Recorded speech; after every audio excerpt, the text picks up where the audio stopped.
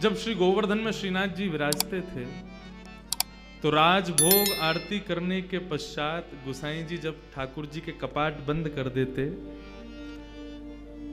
दो भावों से राजभोग आरती के बाद कपाट बंद किए जाते हैं। ठाकुर जी की इच्छा हो तो गौचारण को चले जाओ, सामने गैया छड़ी आदि सब रख दी जाती है, और यदि ठाकुर जी आप श्रमित हो तो सो जाओ, थोड़ी देर आराम कर लो। आज ठाकुर जी थोड़े श्रमित थे।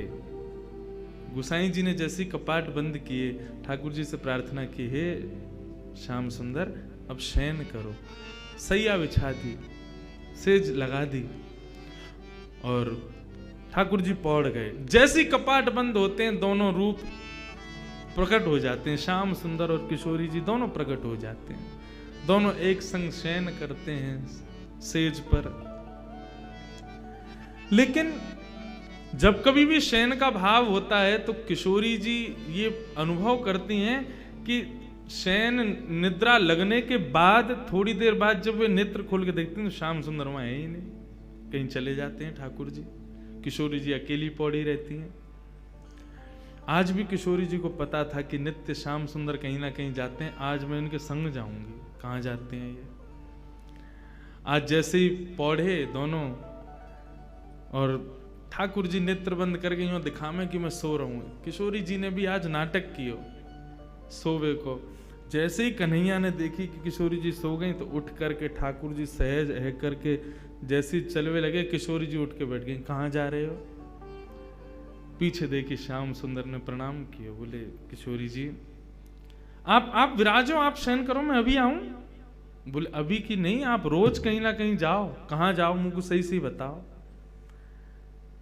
ठाकुर जी बोले एक भक्त है वासो मिलवे जाऊं मैं। कौन सा भक्त? बोले आपको स्मृति में हो तो निवृत्त निकुंज की लीला में जब हम दोनों रमण कर रहे थे तब एक मेरो प्रिय भक्त उद्धव मेरे दर्शन के काजे आयो।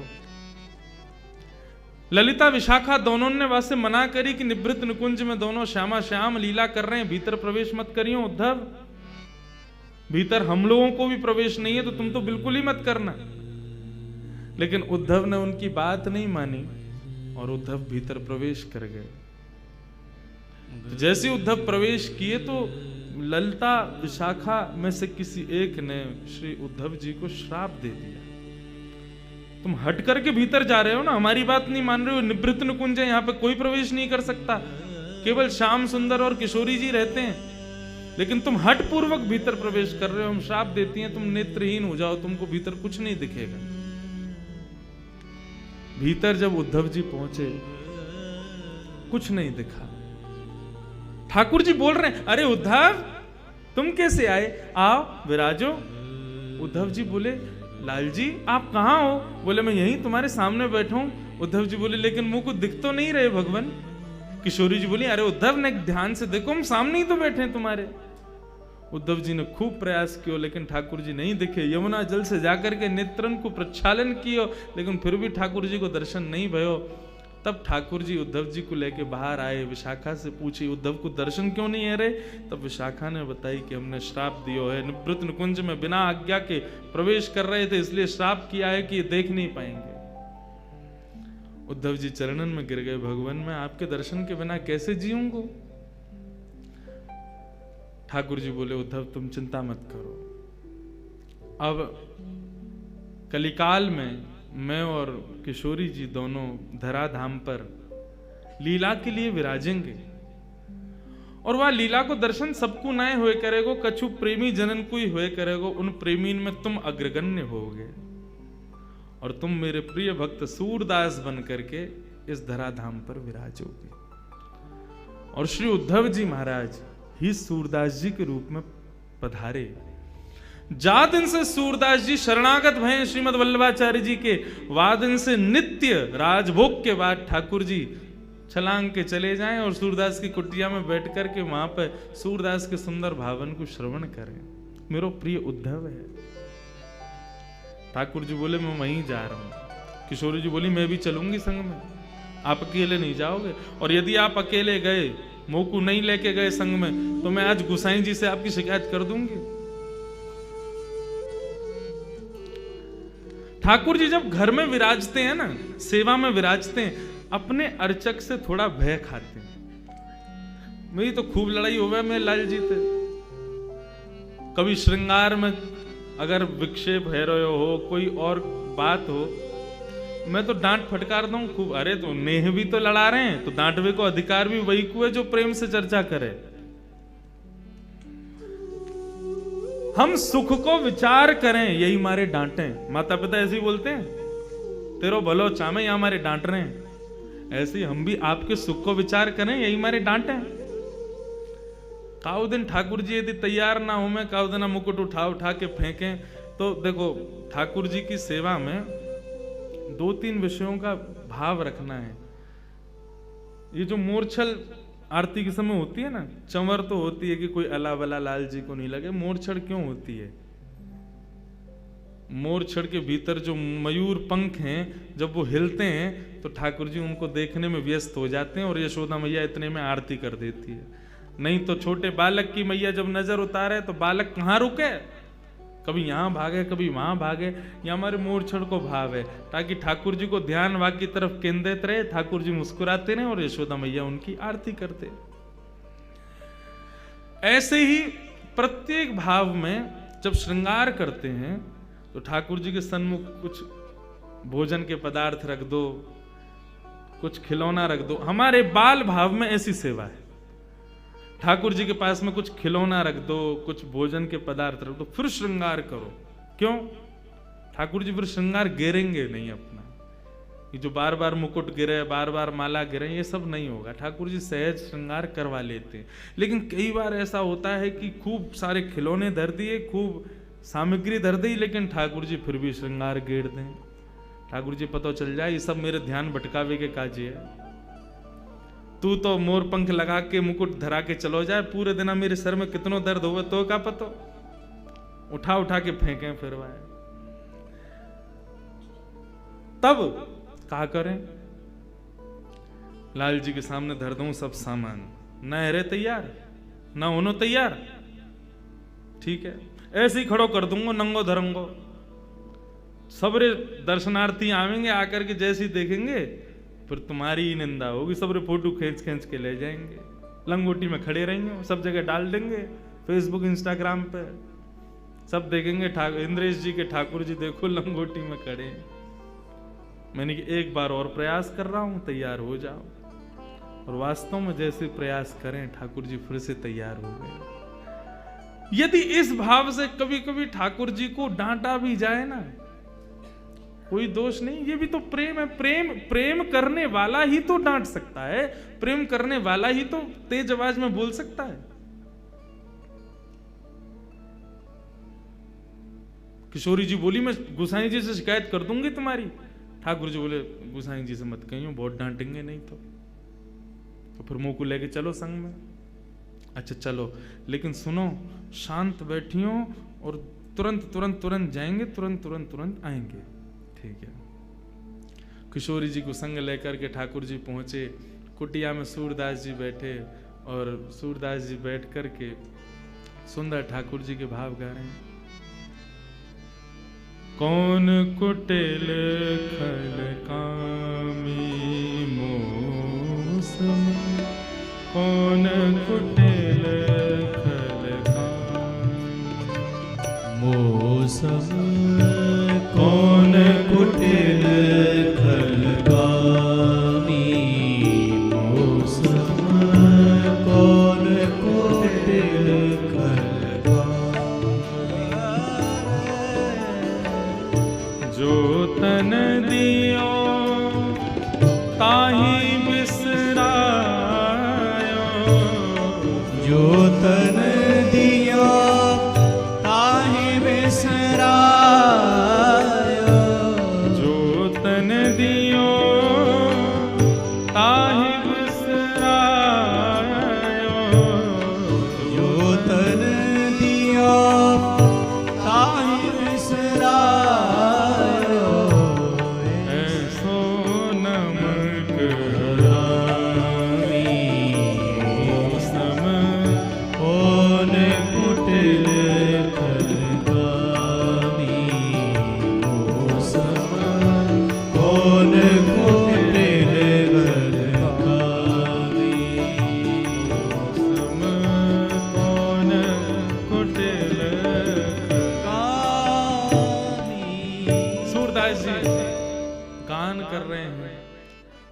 इतने में ही श्याम सुंदर किशोरी जी दोनों पहुंच गए।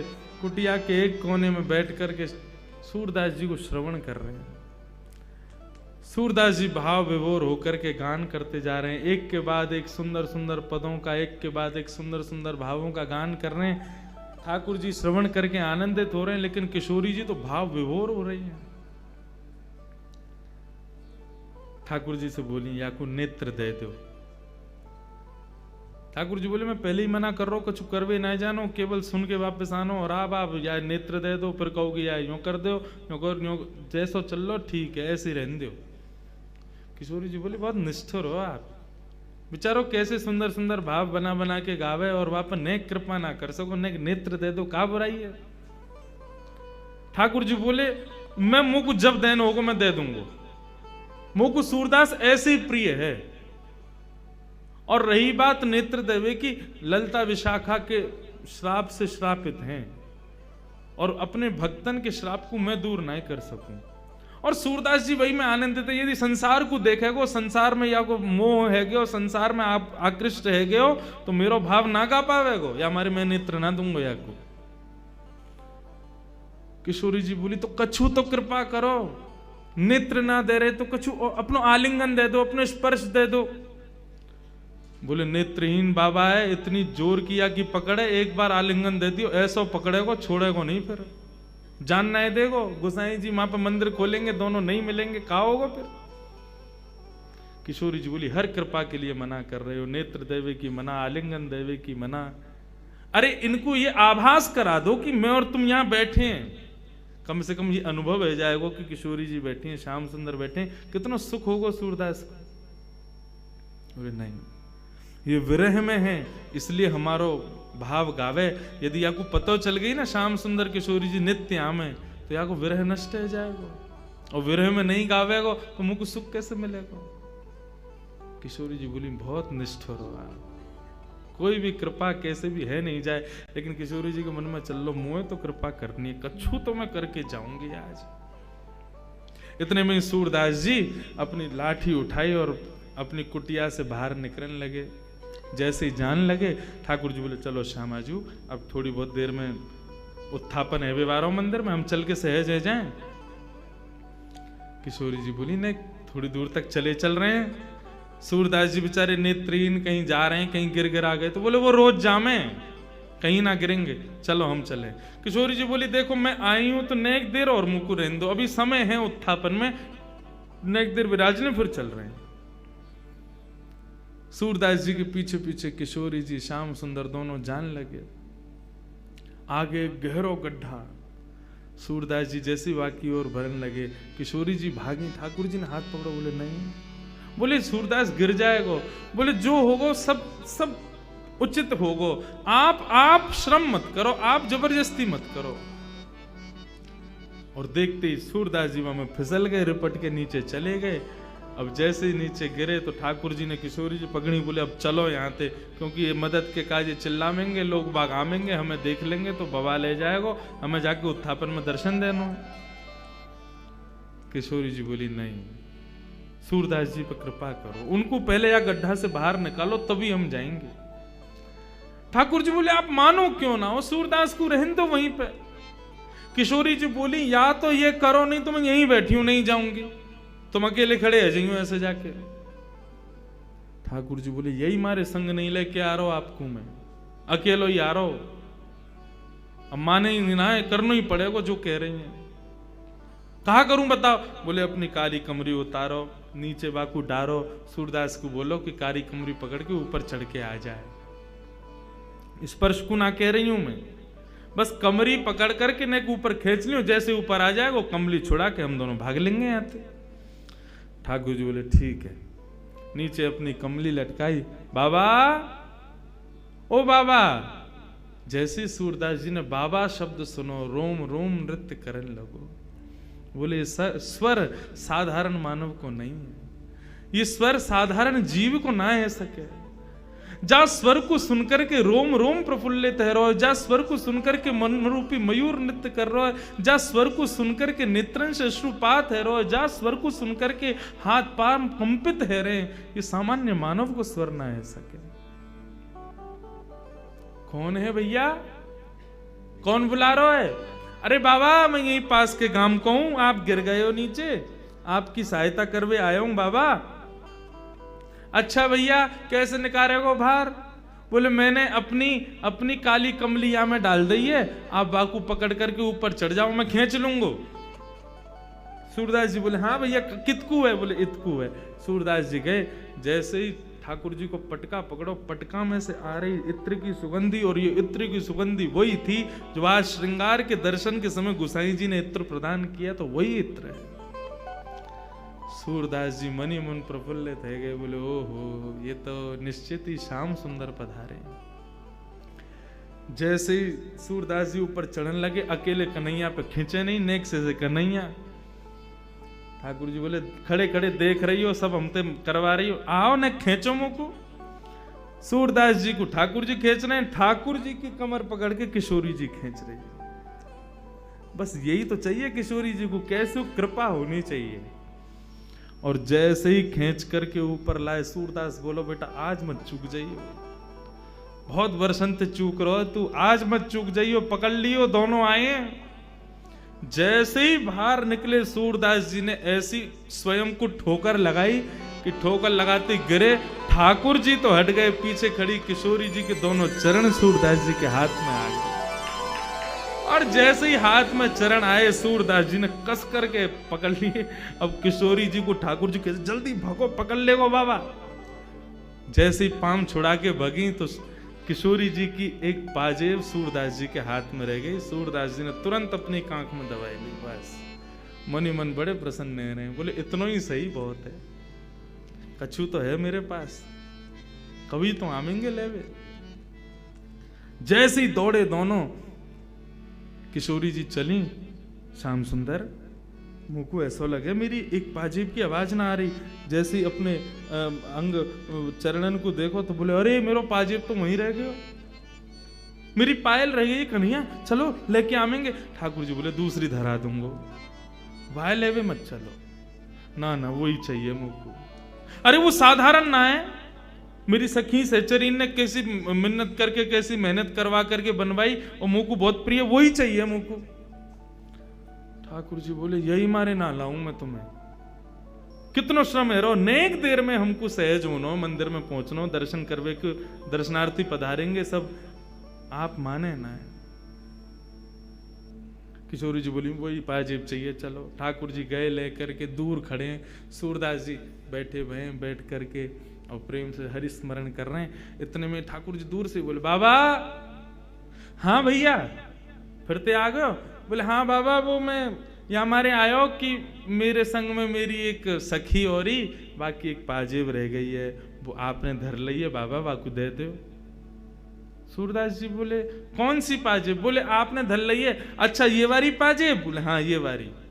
अच्छा कौन की है? बोले मेरे संग एक सखी पधारी है, मेरी सहेली है, बाकी है। बाबा बोले मोह का पतो तेरी सहेली की है कि ना है, मेरी कोई मदद करवे आयो ना एक देर पहले, बाकी पाजेब रह गई, सो मैंने धर ली कि आवेगो तो दे दूंगो। अब मोह का पतो कि जाने मेरी मदद करी, वो तो ये मुंह दिखे तो है ना। ठाकुर जी बोले अरे मैं ही हूं बाबा, मैंने ही कृपा करी, मैंने ही आपको निकारो बाहर।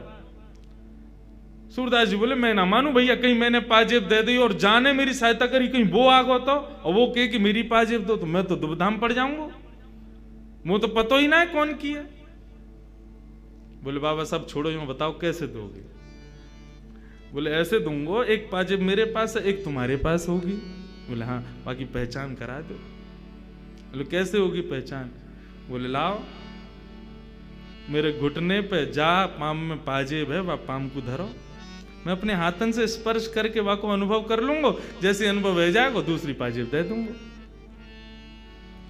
श्याम सुंदर बोले नहीं किशोरी जी ये नहीं करना है। किशोरी जी बोले चुप रहो, तुम जा रही हो। किशोरी जी आगे आगे बढ़ती जा रही हैं, अपनो पाम धरवे जा रही है सूरदास जी के सुंदर अंग पे, लेकिन ठाकुर जी बार बार रोके, किशोरी जी मत जाओ, बाबा पकड़ ले को। बोले आज पकड़न दो या को।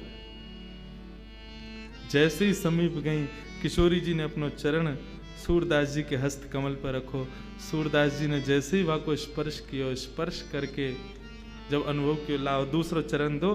दूसरा चरण लेकर के सूरदास जी ने अपने हाथन से पाजे पहना करके दोनों चरणन को पकड़ करके और अपने हृदय पर रख लियो। बोले अब नहीं जाओगे, अब नहीं छोड़ूंगा, अब यहीं रहोगे, मेरे पास ही रहोगे, मेरे संग ही रहोगे, और जाओगे तो मुझको संग लेके जाओगे, मैं जानू आप कौन हो। ठाकुर जी बोलो, किशोरी जी मैं पहले ही कह रहे हो ना, ये बाबा माने को नहीं पकड़ ले को। किशोरी जी के नेत्र सजल है गए। बोले अब या बाबा को समय आ गए हो, लाल जी आपको दर्शन दो। ठाकुर जी गए सन्मुख। बोले बाबा कहा चाहिए? बोले कछु ना चाहिए, केवल हरि दर्शन की प्यासी अखियां, बस आप दोनों के युगल स्वरूप को दर्शन कर लूं, मेरा जीवन वही में ही आनंदित है जाएगा। श्याम सुंदर ने अपने हाथन से जैसे ही सूरदास जी के नेत्रन को स्पर्श किया, बोले बाबा नेत्र खोल करके देखो। जैसे ही सूरदास जी ने नेत्र खोले हैं, सामने युगल स्वरूप खड़ो भयो है। सूरदास जी पर कृपा करवे के काजे दोनों श्यामा श्याम खड़े करके मंगल दर्शन प्रदान कर रहे हैं। सूरदास जी एक एक अंग को दर्शन कर रहे हैं, आनंदित है रहे हैं, नृत्य कर रहे हैं, झूम रहे हैं, गा रहे हैं, बार बार प्रणतिपात निवेदन करके प्रणाम कर रहे हैं। ऐसा सुंदर युगल स्वरूप को दर्शन करके सूरदास जी आनंदित है गए। दोनों से कही अपने बरदस्त मेरे सिर पर धर दो, अपने चरणन की रज मेरे माथे से लगाए दो और मुंह पे कृपा कर दो। कहा कृपा करें, कर तो दई, दर्शन दे तो दिए। सूरदास जी बोले ना, मुंह को फिर से नेत्रहीन बनाए दो। जिन नैनन में आप बस गए, उन नैनन से अब दुनिया को ना देखना चाहूं मैं। आप कृपा करके मुंह को फिर से नेत्रहीन बनाए दो।